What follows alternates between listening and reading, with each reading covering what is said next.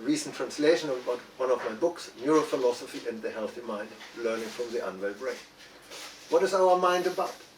Our mind is one of the most fascinating things, and at the same time it remains still elusive how it is related to the brain. We have consciousness, we have a sense of self, we experience a free will. Where on earth do these phenomena come from? How they are related to the brain? And then we have changes in our mind. For instance, when you lose consciousness, like when you're in anesthesia, yeah, you undergo surgery, or you have a traumatic brain lesion. What happens in our brain? When you're seriously depressed, what happens? When you're schizophrenic, you experience hallucinations, you hear voices, you delusions, you feel persecuted, and sometimes in extreme cases you even experience yourself as a different person, like Mao or other people. Where does this come from? Here I take an approach that what these kind of clinical phenomena can tell us about the mind. That's why the subtitle of the book is Learning from the Unwell Brain for the Healthy Mind. This has historical precedence. In the early beginnings of neuroscience, at the turn of the 19th to 20th century, one of the pillars of the neuroscience at that time were case observations in neurology and psychiatry. Here I take a similar approach. What happens in our brain when we lose consciousness?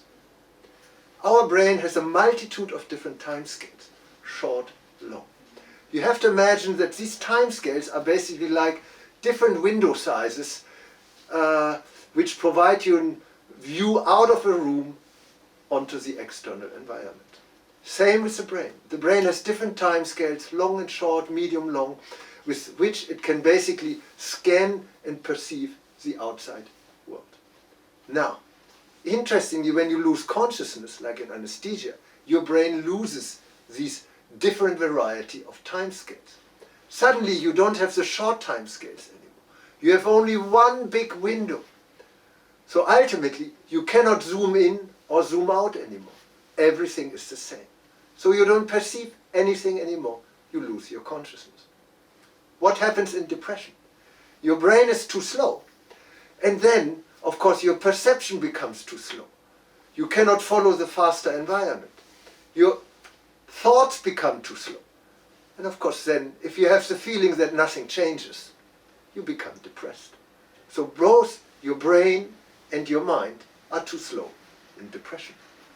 And in schizophrenia, you confuse the outside world with your internal world. Your own thoughts, emotions, perception and movements are confused with what happens in the outside world. The psychiatrist calls it schizophrenia. We call it a confusion of your inner time and space with the outer time and space. So you see, what is the conclusion from all of that for the healthy mind? That our mind is essentially spatial and temporal. And that space and time it shares with the brain, and that in turn is part of the wider world and environment, time and space. So our mind is essentially spatial, temporal.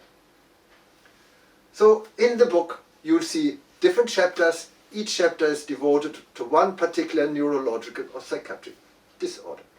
That makes the book very interesting for clinicians, neurologists and psychiatrists who want to know more about these strange diseases. It also makes it interesting for the lay audience because the book is written in a very broad, accessible style for the broader audience. And it also makes it interesting, I hope, for people with lived experience who suffer from some of these disorders so that they can better understand their symptoms, and that, as my own clinical experience tells me, makes it much easier to deal with it.